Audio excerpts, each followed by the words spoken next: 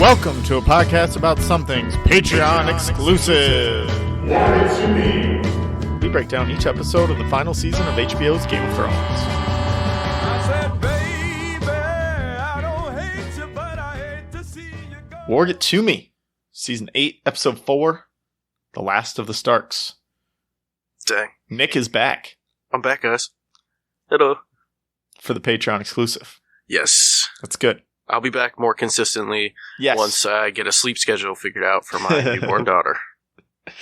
And how's she doing? She's good, right? She's fantastic. Her name is Arya, by the way, if you guys were wondering. Fits right in here. She boom. killed the Night King. She did kill it. I wasn't expecting. I decided on that name long before that happened. Kalvin can back me up.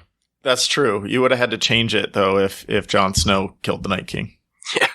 Yeah, that would be hard to explain at the doctor's office. Okay, it has to be her name. It has to be Jon Snow. So, at first, I thought this was the best episode of the season, and then as I've reflected on it and read things and listened to other people, I have done not like a complete 180, but I've done like a 85-degree turn. It doesn't hold up very well, No. that's for sure. No, it does not hold up to scrutiny. Like, in the moment, I was like, all right, this is cool. I'm into it. You know, this is great. The funeral scene's great. There's some good stuff with Arya and the Hound, good stuff with Sansa. Even Jon has some good moments. He has one really, really bad moment, but we'll talk about that when we get there. And so like in the moment, I was like, oh, this is really good. And then like I'm talking to my wife because I was traveling this weekend. So I was on the phone with her after the episode was over. We both watched it and we're talking about it. And like she keeps bringing things up and I'm like, oh yeah, that doesn't make sense. Oh no, that is bad. So it doesn't hold up to scrutiny and we're going to scrutinize it. We're going to scrutinize the shit out of it. And I think a lot of people felt the same way you did when I first watched it. I thought it was good. Like, it moved quick. You know, a lot of stuff happened. It was an hour and a half and it didn't necessarily feel like it was that long. No. It was like an okay movie once. Yeah. What was, I'm trying to think of what was like fantastic the first time around, but it just did not hold up. But it's not coming to me very. Well, I got some notes, so I'm sure as we go through it, we'll figure it out. To start off, the funeral, the mass funeral that they did, I thought that scene was really well done. That scene was done super well, and the scenery was great, and you really felt the nothing like dead bodies burning. Great definitely. Scenery. Well, but see, the first time you're watching that, it's like, okay, that's great. You know, I think it's cool that they did that. You know, it's respectful. Everybody's out there. Like, that's good. It's a good moment for our characters. Jon gives a really, really good speech, too. He gives a good speech, but I felt like his delivery was off. I don't know. I mean, he's yelling into the cold wind. Exactly. Everybody's freezing their balls off. Like, they just want to move through it. How long do you think it took to put all those funeral pyres together? Well, with the 18 to 20 surviving people, quite a while. I'd say all night. Well, no, because the Dothraki, apparently they only lost half of them. So there's still a lot of Dothraki around to help out. How convenient. I thought they lost all of them. It really seemed like they did. There was like 3 that came back, I thought. Yeah, no shit. With Jorah, and guess not. I mean, if Ghost didn't come back initially, like, okay, sure, half the Dothraki came back. Great. Yeah, exactly. Half the Dothraki and one hobbled direwolf. And then I think Jon was secretly happy that he got to light the torch for Lyanna Mormont's. I was definitely happy for it, but I think Jon was secretly happy that he got to light that one. It was like, finally, this bitch will stop confronting me and challenging my authority in every fucking meeting we have. Gets real close, leans it like Dany was talking to Jorah. She leans it. Yeah, fuck you. Burn in hell. I never liked you. You're a badass, but god damn it, you kept challenging my authority. How would you feel about Jon Snow if he just shit talked like a 9-year-old? That'd be pretty funny. Then he definitely did. There's a lot of talk about does Jon deserve the throne in this, and I would say 100% if he's willing to do that. Fuck yeah, man. If you can punk out Lyanna Mormont, it's over. Dead Lyanna Mormont, yeah. Yeah, exactly. She's just too feisty in real life, though. Yeah, no way you could stand up to her while she's still alive. You got to wait till after the whites take her out. So then we go in, they have a party, good jovial celebration. Really, most of this was a good scene, but there were like some goofy parts. Like it got a little out of control. It ran a bit long. Dany is right back to playing the Game of Thrones, though. Yes, which it was nice to see.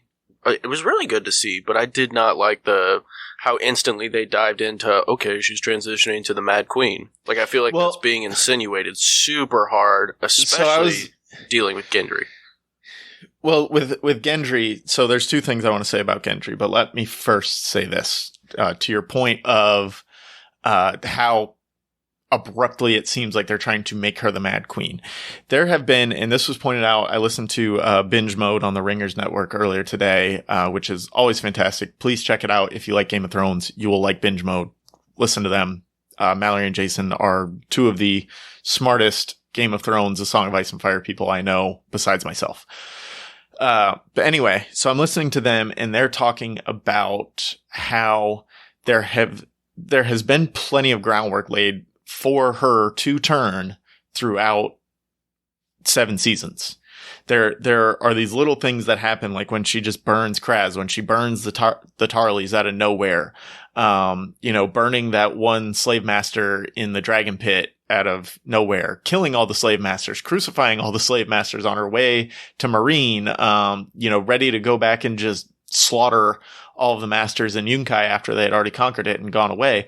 Like, there are these little things that happened along the way that were like, if the showrunners tried, they could have made this earned. However, they're just instead of like kind of pointing those things out or reminding of us of that stuff in any way, they're just like having Varys stand behind her going, "Oh, I'm really worried about her mental state," when the decisions she's making now are actually much better than they had been in the past 7 seasons. They're less rash. Right. And I think it's entirely on how the showrunners framed how we as the viewers see it. Like, before, it felt like empowering almost and revenge. Like, okay, she's sticking up for the little guy. And it was supposed to, but at the same time, you're kind of supposed to have this thought in the back of your head, like, burning people isn't good. Eventually, this is going to have to catch up to her.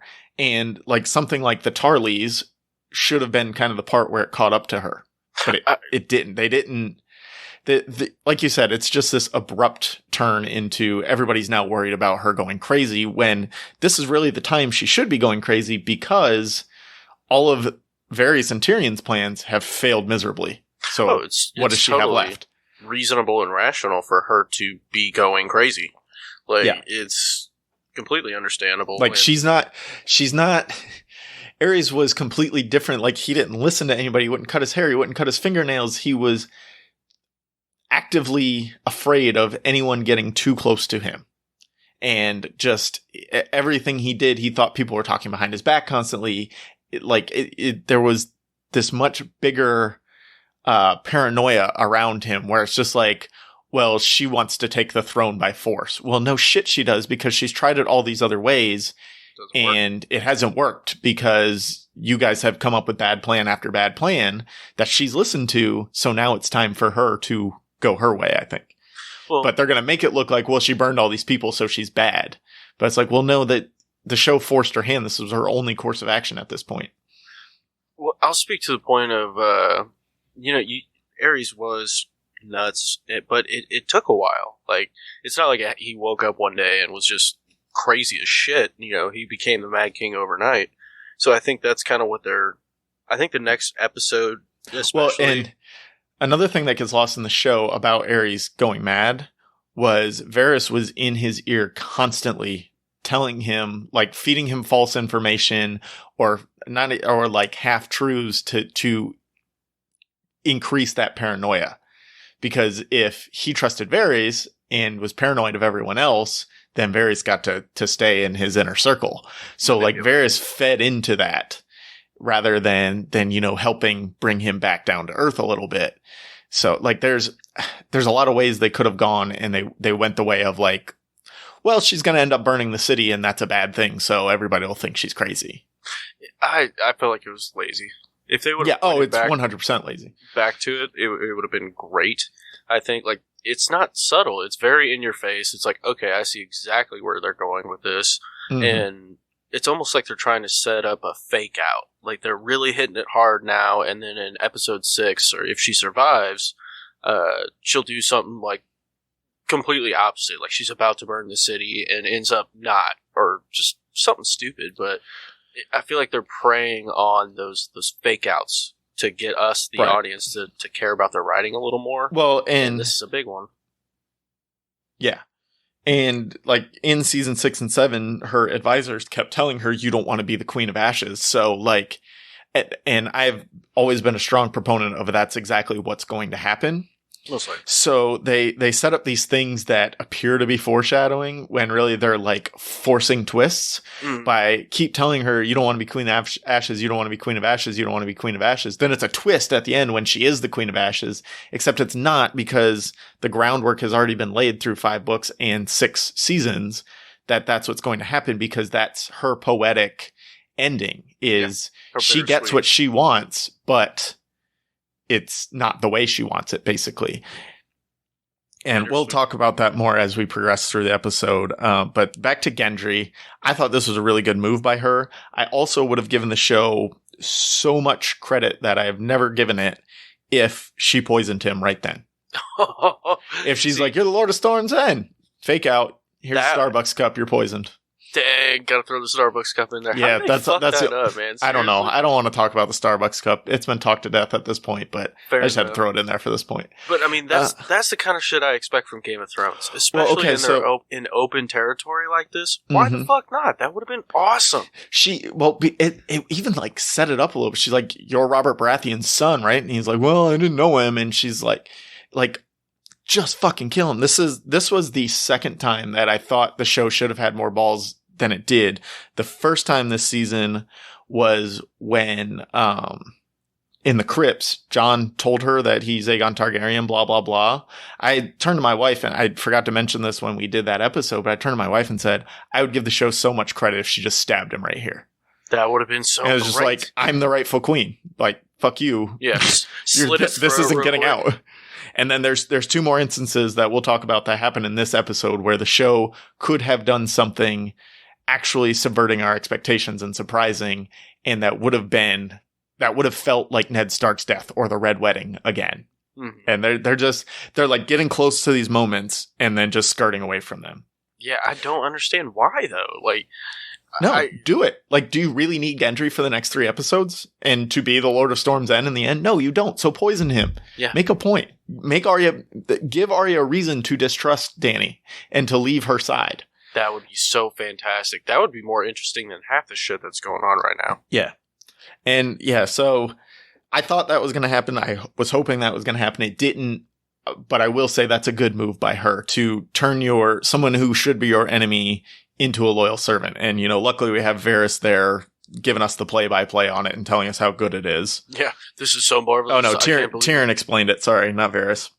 They're both kind of, I don't know, they're unimportant. They state the obvious a whole lot. That's treason in this episode. Yeah. But I agree, that was a good move. And then during the, another good thing Dany did is when Tormund kind of toasted her and Sansa toasted Jon, she toasted Arya and got the big cheer that they showed in the preview after she said, now we need it. So in the preview it was, we need to win the last war, and then they showed that cheer, but it was really her toasting Arya. So like that was another good move by her to be like, look, I am here for you guys.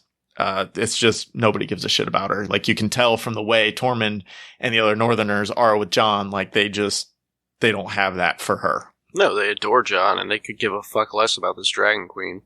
But I totally agree with what you said earlier when you said that she's playing the Game of Thrones immediately, like right back to it.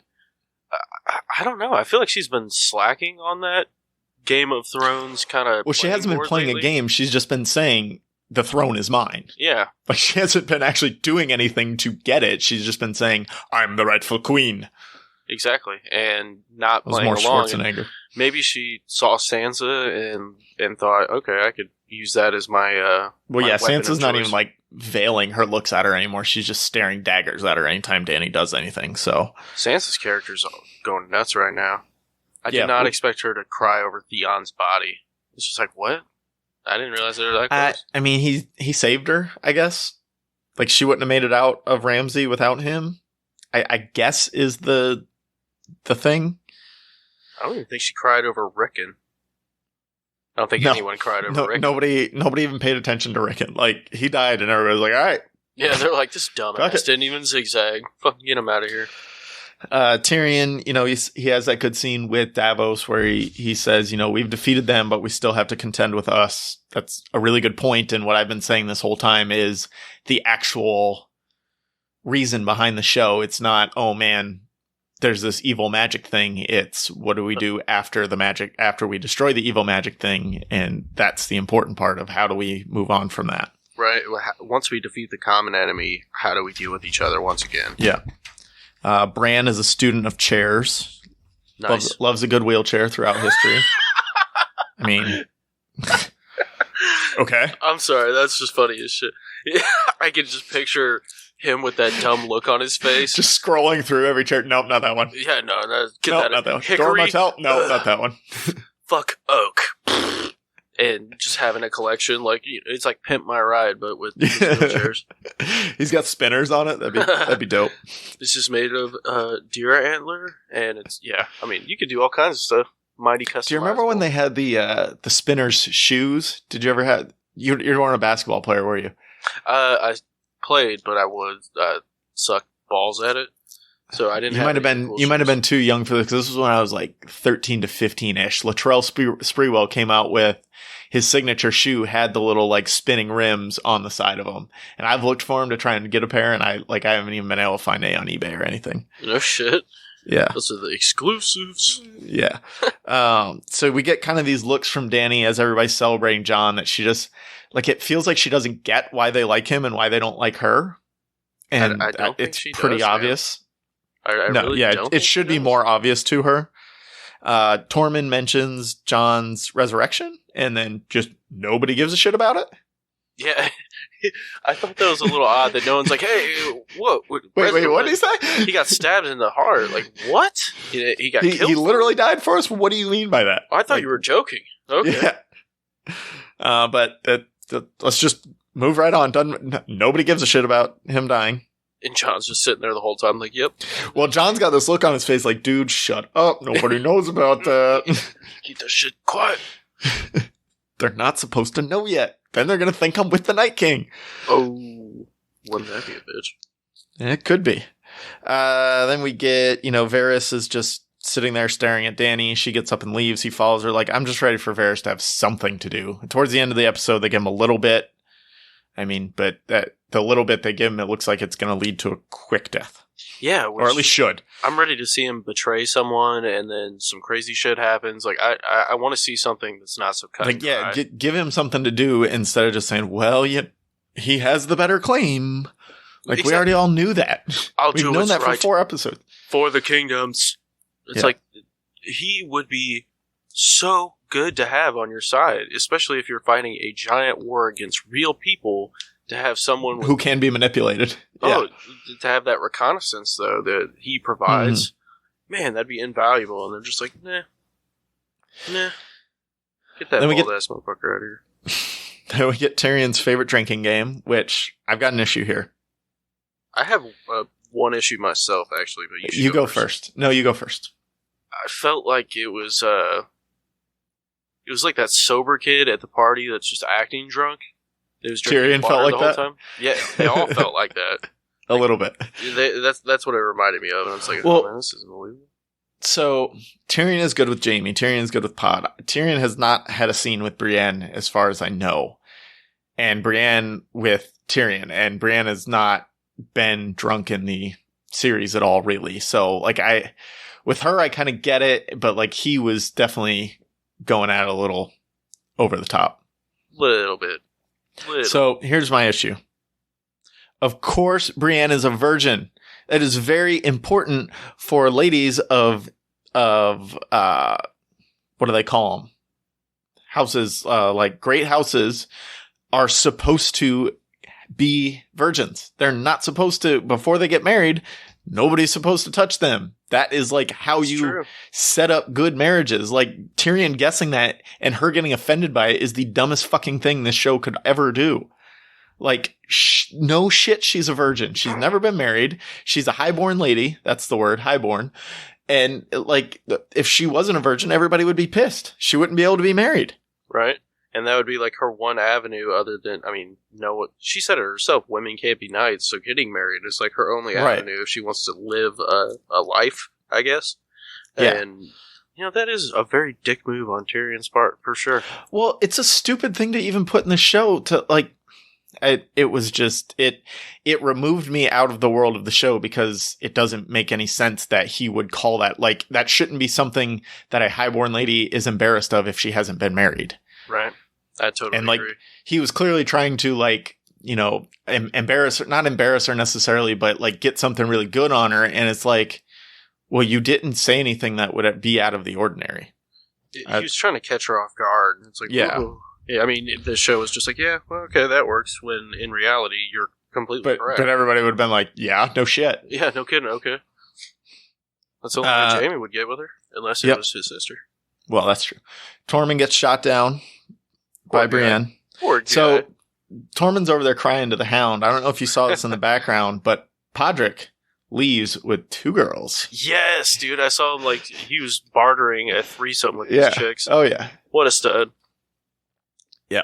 So I just, you gotta point out Pod whenever you can. And then Sansa comes, gets her final scene with the Hound.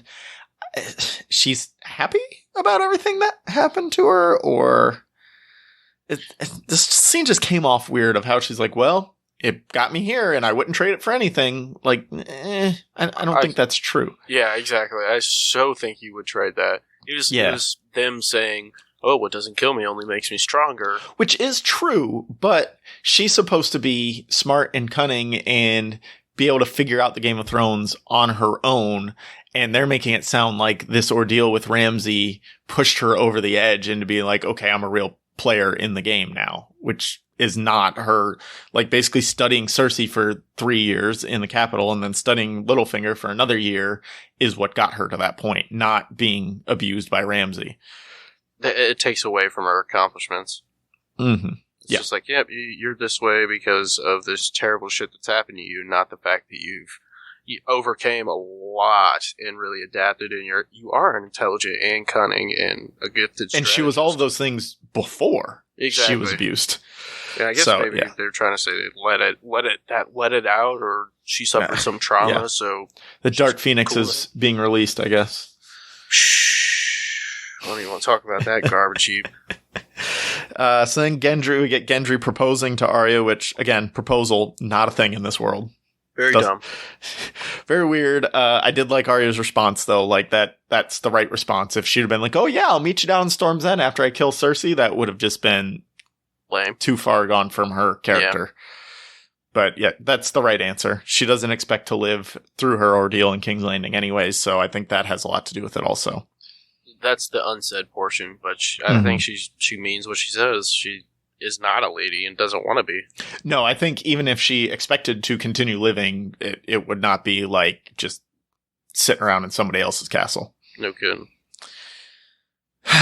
Then we got Jaime and Brienne, which, like, it happened. I'm not ecstatic that it happened because, as if you listen to our episode 3 recap, you'll know why, or our episode 2 recap, I guess it was. But whatever, like, it happened. It's been set up. It was earned. I don't like that Brienne had sex with anybody really, but she and Jaime belonged together at some point. I thought it was weak sauce that they had to have him get completely shit-faced. Yes, it is super cheap that it basically boiled down to a drunken hookup, and the things that happen later make it seem even more like that. Oh yeah, and the way he immediately wakes up, it looks like he's regretting it. It's like, I didn't really with that chick. Feel that. Oh man, that's sitting at the end of the bed, just kind of like. Well, that's the second time before he leaves. Oh, yeah, man, I get the first time he's just laying in bed next to her. But yeah, Jaime gets the, I've never slept with a knight, and she says, I've never slept with anyone. Well, no shit, we just proved that in the game. Like, why is this still a thing? Like, why are we still going on it? But yeah, like, it happened. Great for Bran and Jaime for now. Then we get to Jon and Dany, and then Dany comes in just throwing fireballs of manipulation. Like, I didn't feel she was sincere in anything she was saying to Jon until the end when she started throwing ultimatums at him. I thought everything was just trying to manipulate him into getting her way. Like, I don't feel she has love for him anymore. She just wants him. If she has to say she loves him to get him to do what she wants, then that's what she's going with right now. That's how I felt that scene played out. Right? Like, she has just gone from, I am in love with this man, to he betrayed me all in 2 days. Yeah. And then she willing to do whatever to fuck him over. Mm-hmm. And then, she throws out the ultimatum of, like, I told you how this will work between us. But basically do it, or it's not going to work between us. And I just feel like if she was more confident in herself and she hadn't been... If she was the person who left Meereen instead of the person who Tyrion and Varys have been advising for the last 2 seasons, she would have found that there are 100 different ways to get out of this situation without having to keep secrets or not tell anybody anything. Yeah, there's a lot of ways to skin that cat. But she's just, I feel like she's so faltered in her decision making right now because all of the decisions she's made recently have been wrong, even though they're not her decisions. They're mostly Tyrion's or Varys's. And she just, like, she doesn't know what to think anymore. So she's just grasping at straws to figure out what is right for her. And she's kind of failing. Yeah. I'm going with that. I mean, in this situation, Jon is right. He needs to be upfront with his family because he needs, if he is going to support her, he also needs his sister's support. So he has to be completely upfront with them. Because if he's not, then how can he ever gain their support if they find out he's been lying to them this whole time? But at the same time, Dany's also right because if he tells them, it will be the end of them, which happens really quickly. So quickly. It was like fucking high school. That shit did not last. But then they go to a war council that they're talking about all the ways to defeat Cersei. And, like, at this point, you just got to torch the motherfucker. I'm sorry. Like, it's time. Yeah. We got to take her out root instead. Fire's really good for that. Very good for that. Yeah. Well, she was right in this situation. And Tyrion and Varys are still there, like, no, we need to starve them out. We need to do this, blah, blah, blah. It's like, okay, we've tried this 4 times already. It hasn't worked. Like, we got to try something new. On the other hand, they're talking about all their support they have. They have Dorne, they have the Iron Islands, they have the North, they have the Riverlands, they have, they don't have the Riverlands, sorry. They do have the Westerlands.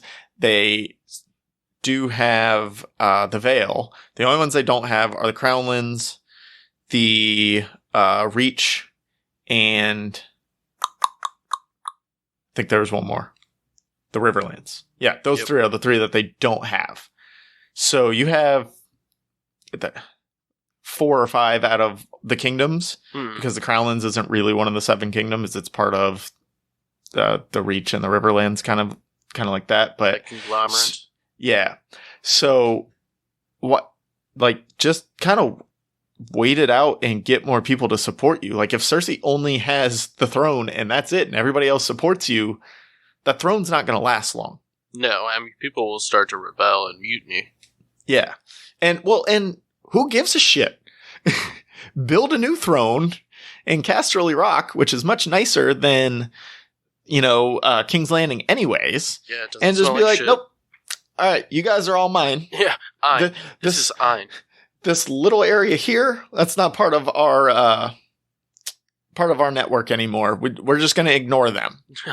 Eventually, all those people who live there will move out into your kingdoms, and it'll literally just be Cersei and Qyburn sitting in there chilling. Scheming, and you're rubbing their hands together. Yeah. Wildfire.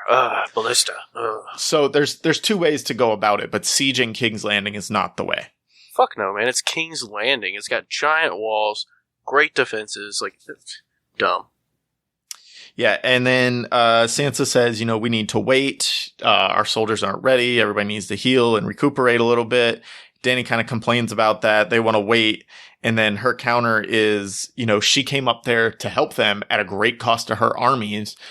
Well, no shit, Dany. That's the point Sansa's making. Yeah. They were devastated, but let's throw them right back into battle because that's effective. So Sansa says, our people need to recuperate and then we'll go south. And she goes, well, I came up north at a great cost to my armies. No shit. And now all of a sudden it's time to fight my war and you guys are clocking out. And like Sansa and Jon should just be like, no, we're not clocking out. We want everybody to just chill for a minute because, one of your dragons, he's hurt too. Yeah. That's going to be a problem in a few minutes. Everybody gets a 30-minute lunch break, bitch. Chill out. Yeah. And then her final statement is, men will live without, what was it? Men will live without fear and cruelty under their rightful queen. But if they don't want to, I'll burn them. So, like, I that's not without fear and cruelty. Like, the way you're saying that does not reflect the statement you're making. But see, these are things that aren't so in your face about her being mad. Like, this is something that there has been groundwork for. She's done things like this before. In Essos, she's done this. She burned the Dothraki because they didn't want to listen to her. She burned the Master. Like, these are things that she's done. And, like, I don't feel like it's as in your face as Varys going, well, I'm worried about her mental state. Yeah. Like, just leave it at that tone with that line. People will get it. People are smart. Yeah, people are not. I mean, like, look on Game of Thrones Reddit. Like, there are a lot of better storylines written on Reddit than what they have come up with in these 4 episodes. There are a lot of worse ones too, but like, people are smart enough to figure this thing out. I think you're giving people too much credit, my friend. Well, I think a lot of people are. Some people are smart. I mean, some people we're smart. Watch it and are just like, we are smart. A lot of people. Yeah. I am incredibly great at being humble about how smart I am.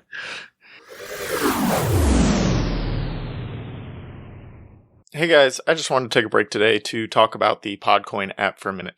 The Podcoin app pays you to listen to this podcast and tons of other podcasts.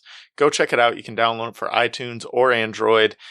Just go to the App Store, hit download on Podcoin app. It's super easy to use, and then you get paid back. You can donate to charity, or you get paid back in gift cards, Amazon, Starbucks, really any kind of gift card you want, you get paid back that way. I use the Podcoin app to listen to all my podcasts now. And honestly, it's changed my life. I get all kinds of gift cards. I can donate to charity. It's fantastic. Just go to your app store, download the Podcoin app. You can use our invite code APA something, and you get 300 Podcoin just for signing up and using my code. Go give the Podcoin app a try today. Thank you. So then Arya says we need to talk. They go out to the Heart Tree. They don't trust Dany. Obviously, like. First of all, is this news to anyone? Did Jon think they liked her? Pretty sure everyone knows. Yeah. Jon, gears them up like, you got to promise me you're not going to tell anyone, and that's really putting a lot of effort into Jon of thinking Sansa's going to keep his secret. Like, Sansa never really liked him. Yeah, you got to pinky promise me. And is the one like that's pulling all the strings and manipulating everybody. Like, you got to cut her out on this secret. Tell Arya that's fine. Well, Sansa was ready to cut his throat. Like, last season, she was ready to do that shit, but it just didn't play out that way. So I don't know. Why does Bran get to tell him? Bran always gets to tell everybody. Because people would believe him, I suppose. I guess. But, like, he's there. Jon should still be the one to say the words and then be like, you can ask Bran. He saw that shit. He took a break from looking at wheelchairs, and he watched my mom and dad boning and having a baby. Looks up from his wheelchair catalog, like, yeah, that totally happened. I mean, I really like this one, though. Can we get back to wheelchairs, Jon? Do you know how to make this? Please, come on. Arya, talk to your boyfriend. Can he make steel wheels for it? I want spikes on the wheels so, I can... so it can be effective in battle. A lot of people felt cheated that we didn't get to see Sansa and Arya's reactions, and I don't know that I feel that way. Like, I don't know how many times we need to have people say the words. This would have been like the 10th time that somebody actually said the words on screen. And we see immediately what Arya does and what Sansa does. So I don't know that we need to see their actual facial expressions. No, I think that's just, we all know what it is. It's shocked. Yeah. Crazy. And then, I mean, obviously, and then they just go, okay, see you later. Yeah, no shit. I'm going to go now. This was cool. Jon probably like snuck away as Bran was talking to them. He was like, I'm out, guys. Yeah, peace. Then we get Tyrion and Jaime talking about how Brienne is in the sack, and surprise visitor shows up out of nowhere with a crossbow. What the fuck, man? This bugged the shit out of me. So what a lot of people have said is this is actually an inn outside of Winterfell. So, like, he didn't walk through Winterfell with the crossbow and everything. But, like, how the fuck did Bronn get up there? Just so easily, so quickly. Whatever. He's there. I've given up on the travel times. Yeah, and how apparently people make zero noise when they move through places. And there's no one ever in anywhere, I guess. It's just easy to sneak up on people. Yeah. So this is my next, if the show had balls, point. Shoot Tyrion. Shoot him. Kill him. In the face. I was waiting for him to shoot one of them. Yeah. When he shot the crossbow like by his arm. Right. I was just like, man, you should have winged him at least. So here's what shooting Tyrion does. It raises the stakes for this conversation. Jaime's like now 100% listening. Because, like, you could see in this conversation, they're just be like, all right, whatever, fuck it. Like, whoever lives will deal with it then. And Bronn's kind of serious in it, and they're just like, all right, whatever. So you raise the stakes there. It gives Jaime an actual real reason to go hunt down Cersei, to go to King's Landing and confront Cersei. Because the reason they gave us, and we'll get to it in a minute, is not good enough. I was very upset about that. Yeah, we'll get to it. I'm not going in on that, but as soon as he walked in and he's loading the crossbow, he shoots the wall, he punches Tyrion in the face. Don't punch him in the face, shoot him. Tyrion's talking too much. Fucking kill him. Shoot him. I'll pay double. I mean, he's being condescending. You should. Because all you do is you shoot him, you kill him, you look at Jaime and you said, he promised me he'd pay double whatever somebody else offered me. He died. So you better fucking pay me double. What are you going to give me? Yeah. I want Casterly Rock. So, like, I thought that should have happened. It didn't. Whatever. I still don't think Tyrion's going to die. But if the show was what the show was at its former glory, that would have happened. I totally fucking agree. He would have got one right between the eyes. Yep. Right between those eyes. And that awesome. Crossbow is just, like, super fast loading also. No kidding. Since the last time we saw Joffrey using it. Yeah, well... Or I guess Tyrion used it last. Yeah, and Tyrion's a dwarf. Yeah. You know, he's... Well, it took him a long time to load that thing, and Bronn was just like, boom. I'd say Tyrion was loading for dramatic effect. I mean, all those clicky sounds, like, that really makes me, makes me sit on the edge of my seat. Whereas Bronn, he doesn't care. I get that. That's true. The Hound and Arya are heading south. Cute. They both got unfinished business. Great. I feel like everybody saw this coming. Like, we all knew they were going to head south at some point. Yeah. Clegane has to happen. I think they're playing in the fan service way too much this season for it to not happen. Yeah, there's no way Clegane doesn't happen. So I gotta kill something for you here. I don't think Arya is going to kill Cersei. First of all, it's Jaime should because of reasons I've explained many times. The problem with Arya doing it is they used Arya's great sneak attack move already on the Night King. You can't do that again. Like, you can't have her just back-to-back kill the bosses in the exact same way. That's cheap, and it's bad storytelling, it's bad writing, it's bad show-making. And, like, I don't think she's just going to there's no way she's just going to walk up to Cersei.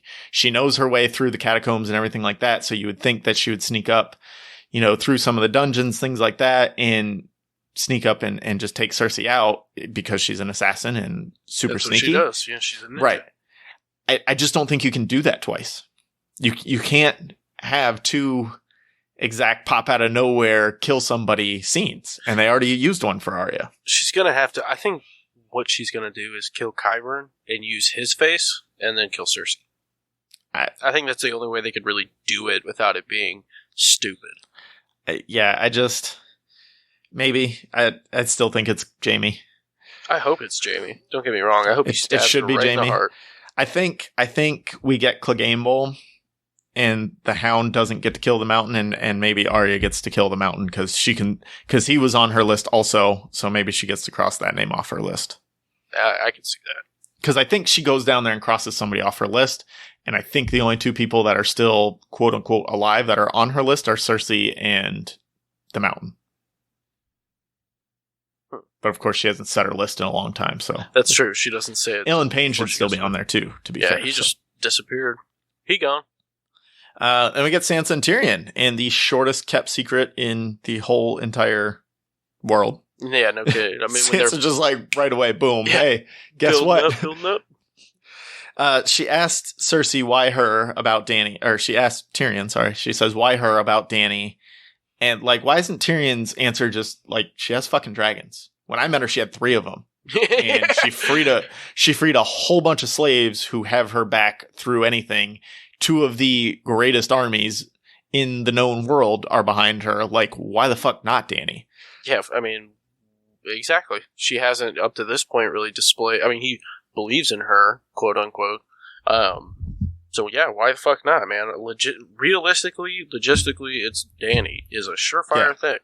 3 dragons. Like, she should be, that's it. if the show wasn't doing everything in their power to depower her. Or just make her come across as mad. Yeah. So then Sansa kind of starts telling Tyrion, she's kind of hinting that, there may be somebody else, blah, blah, blah. Which brings up, what did Bran tell Tyrion in episode 2 then? There was a hint of maybe Tyrion already knew, like while he's having this conversation with Sansa, maybe Bran did tell him, and Tyrion's kind of trying to poke at her to see what she knows. But like, I just, why have that scene if that's not what Bran told him? Like, is that conversation with Bran ever going to come back up if that's not what Bran told him? Because by the end of the scene with Sansa, it seemed like he didn't know that Jon was who Jon is. Yeah, and I don't know. I think it'd be giving Tyrion too much credit if he was for this season. Because that Tyrion's long gone. The guy that if he's like playing her, just waiting to see if she'll admit that she knows more. Yeah, that's long gone. That's kind of the point I got to at the end of like, okay, like Tyrion's not well written enough anymore to get to that point where he's manipulating Sansa into telling him something he already knows. Seeing how much she knows, where the power lies. By the end of that scene, it's not what's happening, but there are kind of hints of it at the beginning, and I'm just like, no. And the way he turns around and tells Varys, like, it's the same thing. Yeah, he would have already told Varys, apparently. Then we get Jon saying his goodbyes to Tormund and Sam and Gilly. He won't ride Rhaegal because Rhaegal needs to heal, but their armies, don't worry about them. These people, they'll be fine. Yeah, fuck. But we can't ride a dragon. These people who are supposed to be loyal to me, who have feelings and all these things. Whereas dragons have feelings, I get it, but yeah, I mean it's the need of the many over the need of the few. Let's not get to Ghost yet. We'll get to him. I just had to drop the so everyone's prepared to know what I'm going to. We get some heavy, quote unquote, foreshadowing for Jon returning to the Wall, which again, that's always been one of my theories, is that Jon returns to the Wall and rebuilds the Night's Watch. I just don't feel like it counts as foreshadowing if you shoehorn it in there 2 episodes before it actually happens. Like, this scene with Tormund is so contrived and so out of nowhere of so like, weird. You're got the North in ya. I bet I'll see you again. Like, wink, again. Wink, wink. Jon knows he's Northern. Jon doesn't want to rule. Like, there's all this groundwork that you've already laid through 7 seasons of Jon not wanting to be the one to sit on the Iron Throne and being at home up north and being at home on the Wall. Like, there's a reason why smart people can figure things out like this. You don't have to like spoon feed us everything. No. And it just, and now when it happens in episode 6, everybody's going to go, oh, I knew it when he had that conversation with Tormund. I've known it for 4 fucking years. Like, it doesn't make you smart that you figured it out from that. Mm-hmm. So it bothers me that they spoon feed all of the dumber viewers. And I'm sorry if you're a viewer and you think I'm calling you dumb, but like, if you haven't seen this coming or any version of this, come on now, Kat. Yeah, like it's out there. Like, no, it's easily accessible, and I feel like if they spent less time spoon feeding us this garbage, we'd get some better fucking writing. Yes, it'd be absolutely. It'd be more interesting, at least. That's for sure. And then he says goodbye to Sam, and Gilly's pregnant. Okay. Yeah, great. Like 100% that baby's going to be a boy and named Jon. I hope it's not. And then he tells Sam, you're my best friend, or you're the best friend I ever had. Sam tells him first, and he says, you too, or whatever, and then gives Ghost a look. Like Ghost is like, what the fuck, man? I didn't protect your dead body. Just Go. You take Ghost. I'm not a pet person. You take Ghost. Go for it. yo, what the fuck? Jon Snow, dude. I don't understand. Like, in no way do I see this as being cool.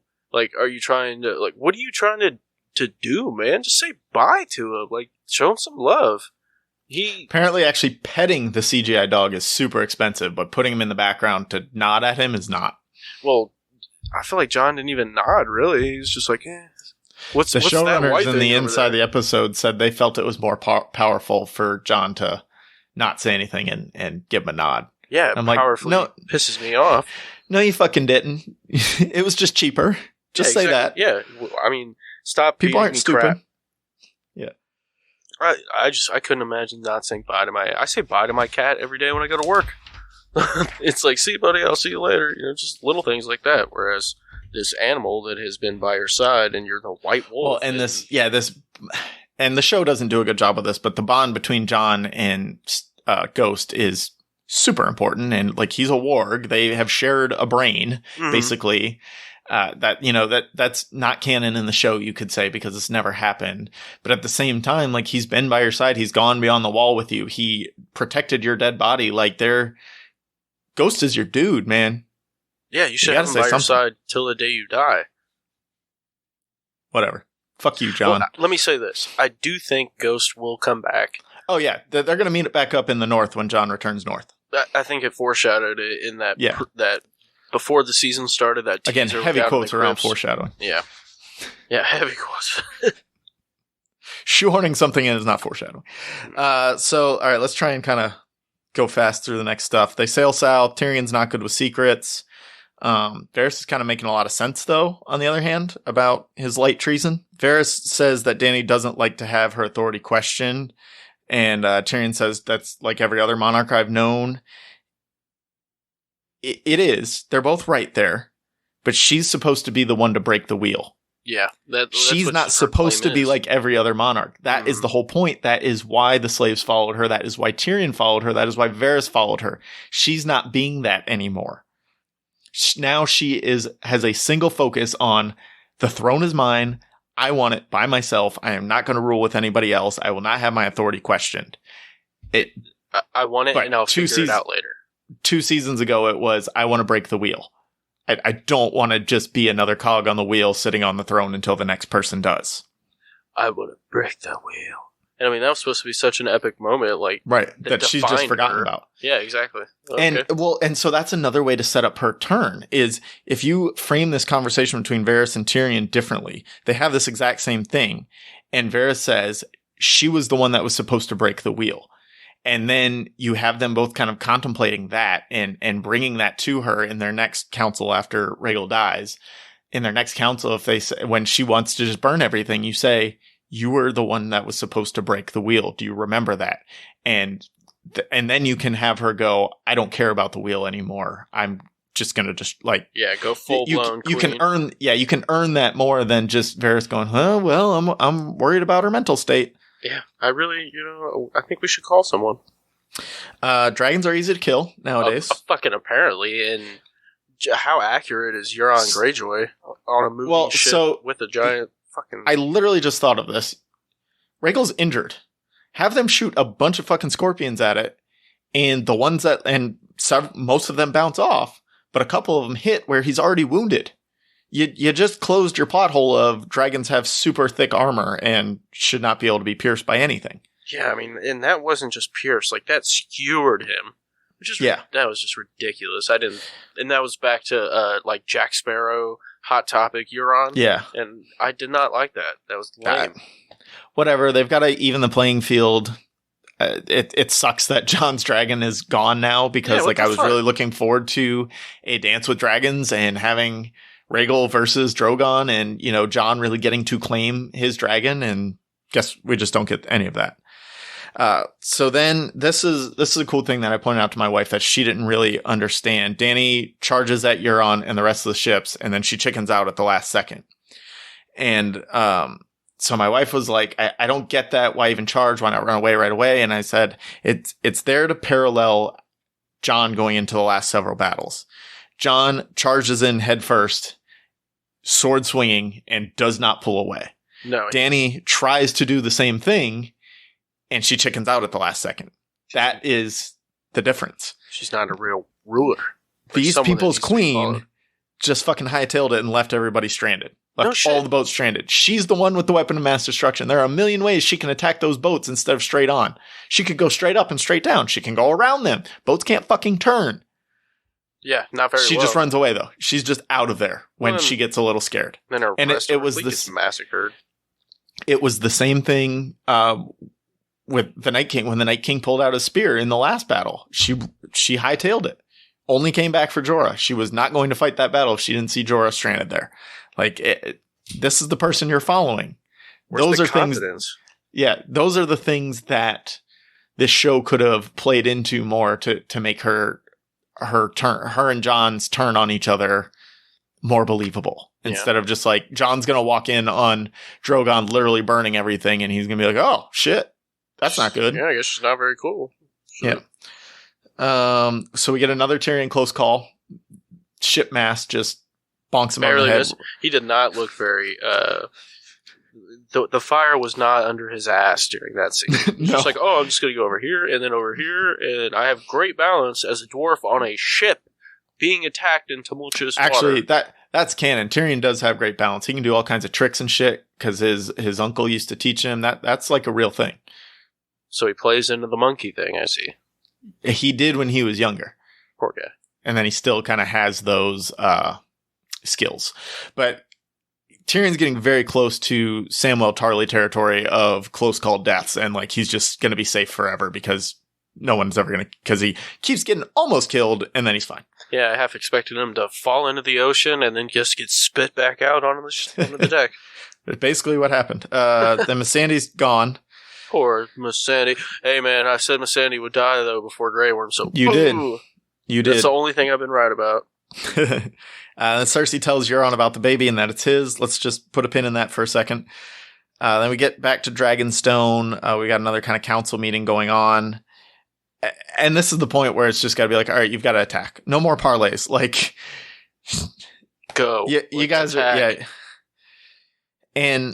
But at the same time, you get another line from Dany of, I'm here to free the world from tyrants. That is my destiny, and I will serve it no matter the cost. That sounds very tyrant-y and not at all break the wheelie. Yeah. So, like, you can't claim to be something different and then play right into it. Exactly. And then everyone's just like, yeah, you're right. Let's follow her. Oh, you are freeing the world from tyranny by burning fucking everyone. And being a like, tyrant. if Dany wants to win, it's time for her to do that. That's her only course of action now. I get that. But you can't say things like, I'm here to free the world from tyrants if your way of doing that is killing everyone. No shit. That opposes you. My way or the highway. Yeah. So we get another Varys and Tyrion scene. Varys is finally just like openly admitting treason quite loudly in a room that the queen was literally just in. Yeah, apparently there's no more ears around anywhere without Varys there, I guess. Dumb. We get a line from Tyrion. He thinks Dany will end up making the right choice. I don't know why he thinks that. She hasn't been great at that recently. Yeah, neither is he, so maybe he's just trying to feel better about himself. It's the right choice in his mind because he's always wrong also now. Yanish. Then we go back up north. Back up north. Sansa gets a raven. Shares the information with Bran and Jaime. Jaime gets it in one more time. And then he fucking leaves. Dude, I don't care that... I'm sorry. I don't care that he left. He needed to leave. He needed to go to King's Landing. There are a million ways he could have left without destroying his entire redemption arc. They could have killed Tyrion. Twice in this episode, they could have killed Tyrion. And he wants to confront Cersei about that. Great. They could have just used the, I'm a soldier and I don't run away from fights, and this is a fight that needs to be fought. Good. Go down there. Bring Bran with you. She's a soldier too. Why the fuck are you killing all of his arc? It's so fucking stupid. So stupid. And they set it up because they want us to think like Brienne is thinking right now. They frame it in this way where he confesses to his crimes and that he's going back to fight for Cersei, and it's all just a stupid fucking setup for a twist when he turns and kills Cersei. Like, no shit. That's his poetic ending. Like, that is what he's supposed to do. You don't have to have him go back to her one more time and then realize again that she's crazy. He's realized she's crazy 4 times now. Why does he have to see it again? No shit. Like, how many times is this dude going to get shat on by Cersei?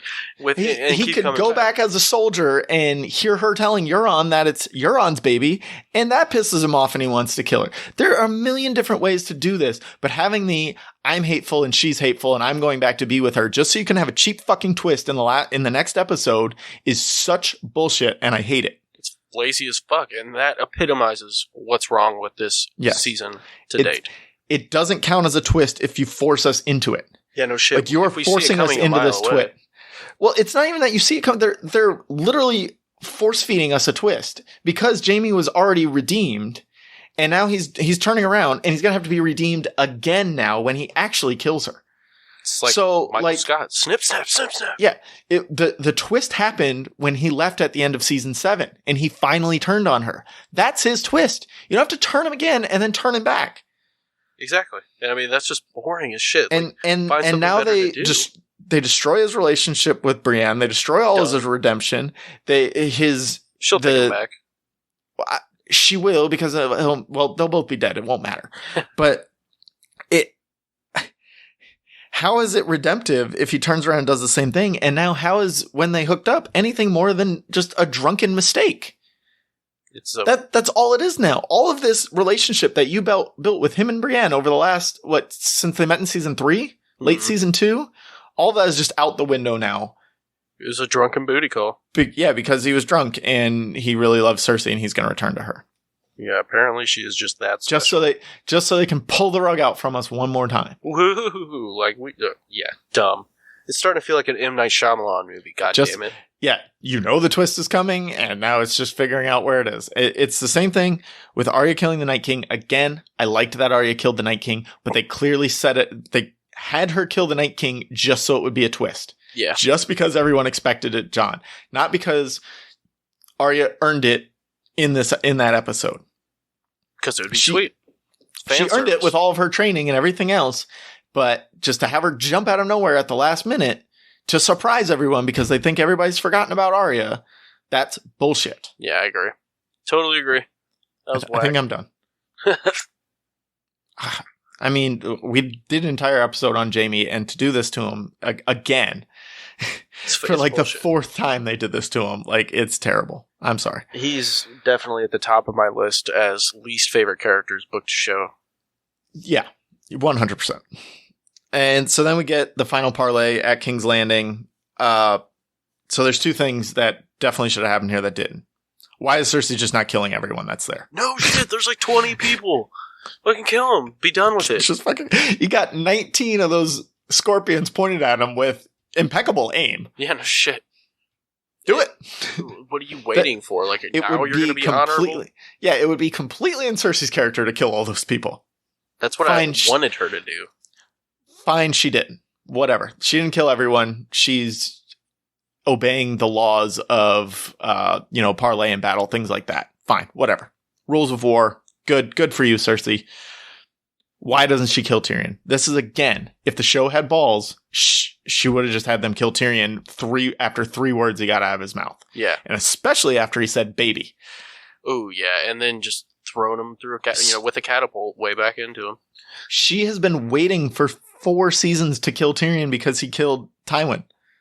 What? And again, she kills Tyrion here. That gives Jaime a real reason to come down to King's Landing, not because, well, he loves Cersei and he's just got to be by her side. That's a fantastic point, dude. Thank you. That is a fantastic point. Like, just do something. Don't just run around in a circle. Like, if they would have shot Tyrion with arrows right there and then chopped off Missandei's head, Dany has now lost all of her advisors because Varys is still there, but Varys has literally already thought about treason, openly spoken about treason. He's not her advisor anymore. Like, that gives Dany a reason to go crazy and want to burn everybody. That would a reason that would make sense, but oh my god. I mean, Missandei dying also does that. Yeah. But if you throw Tyrion in there too, she's lost Jorah, she's lost Missandei, and she's lost Tyrion in like a day and a half because that's how quick travel is.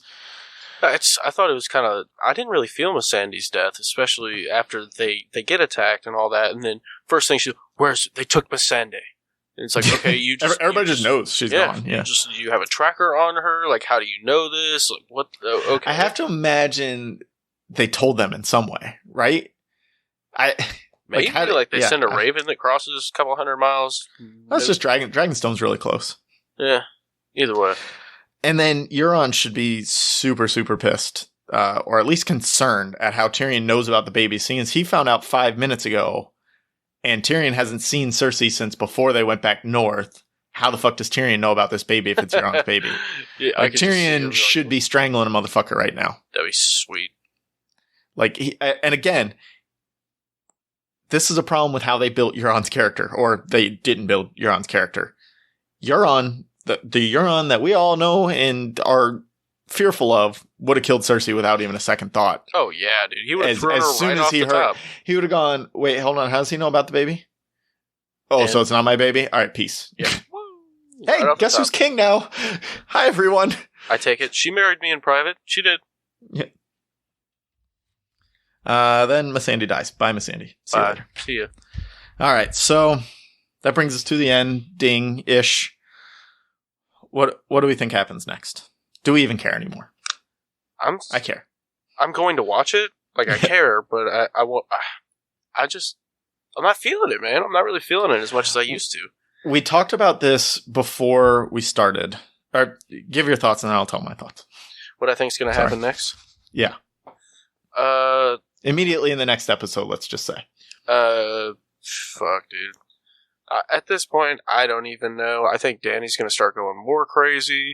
They're going to get massacred. Jaime's probably going to kill Cersei at some point for some dumbass reason. Yeah, it's going to be a super contrived reason instead of like, you killed Tyrion in cold blood, now I'm here for revenge. Like, again. Or Brienne. She could have killed Brienne at some point. Bronn could have killed Brienne. Like, Brienne walks into that inn as Bronn's leaving, and he just, bam, pops her. And leaves. And now you know I'm serious. Get me my fucking castle. Mm-hmm. Nope. Don't worry about it. Jaime loves Cersei. He'll go back. Always. He's like a little dog. Yeah, I think we get a battle. Lots of fire and blood in this battle, as the Targaryens like to say. Jon and the Northern Forces and the Wolf Pack show up at some time, and somehow Cersei's side has to be winning at some point because, like, the Northern Forces and the Wolf Pack have to come into play. Oh, absolutely. Or the Northern Forces come in and see that Dany has just destroyed everything, and are like, oh shit, we need to do something about her now. Let's attack Dany. Yeah. I think Drogon falls late into the battle. I just don't think we're set up for dragons in this world anymore. The magic's gone. Because if Drogon still exists, then nobody else can touch Dany. And there has to be stakes between Jon and Dany if they're going to turn on each other.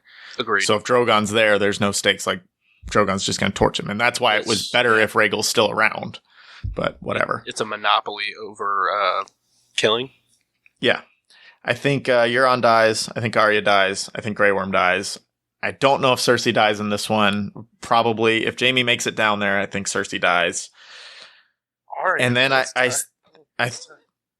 I think we get the Red Keep covered in ash as Dany walks to the throne. I think that's kind of the end of the episode, is this vision that we've seen a couple times now. Bran saw, the dragon flying over King's Landing, and then Dany saw in the House of the Undying. And if the show was really, really smart, which they're not anymore, because a lot of people thought that was the throne room covered in snow because the Night King made it south and winter is coming, all that bullshit. The book is full of metaphors. That snow on the Iron Throne, there's a dude named Snow with a claim to the Iron Throne. Like, that could have been what she was seeing. I don't think it is. I've always thought it was just destroyed and ash raining down, basically. So I think we get that shot one more time of basically either Drogon's just burned everything, or Drogon's burned a lot of things, and in burning a lot of things, he's hit those wildfire caches. Ooh, and just basically blew up at everyone. Yeah. And then Dany goes in, sits on the throne, and just starts crying. This isn't what I wanted. Right. I think we get that scene of her just walking to the throne to end the episode of, like, she got what she wanted. Yep. And then the last episode would have to kind of deal with fallout with Jon, and what is Sansa doing in the north, what's going on in the other 6 kingdoms that should be important. Yeah, there's a lot to still play out. Yeah. But we're definitely getting a battle because it's the same battle guy that did episode 3 and that's done all the other battles. The penultimate episode too. Yep. So we're definitely going to get a battle. Hopefully it pays off. God, hopefully it's in the light this time. Jesus. Yeah, can we get a daytime battle, please? That'd be great. Or at least lots and lots of dragonfire so we can see things. And torches and other means of light. Yeah. Light sources, as they're called. All right, that is all we've got for episode 4 of Warg It To Me. Yeah, thank you for listening. 4. Thank you for being a patron. We got 2 more episodes of this. Yep, 2 more. We're very excited to bring it to a conclusion. I think it's going to be a epic conclusion, but whether we like it or not, you'll just have to listen and find out. I feel like the things that I predicted will come to pass. I predicted Dany being queen over Ashen Charredbone. I think that's going to happen. I predicted Jon going back north and either reforming the Night's Watch, or maybe the show sets him up because the ultimate evil is gone. They don't need to rebuild the wall. They don't need the Night's Watch. So maybe he just goes and joins the Wildlings. Either way, he's going back north. Definitely. I think there's probably I think you still need a wall and you need to protect the realms of men. So, and it's poetic for Jon to end up in the Night's Watch and ruling the Night's Watch, like where he should be. I think Jaime kills Cersei. I think all of those things happen. I just don't know that the way we got there has been worth it in these last 2 seasons. 3 seasons. I think it's going to leave us really unsatisfied. Mm. And then hopefully, George drops a bomb on us. It's just like, hey, book's coming out in a year, people. Be Not ready. Even 2 weeks, both books are dropping. Now our watch is ended.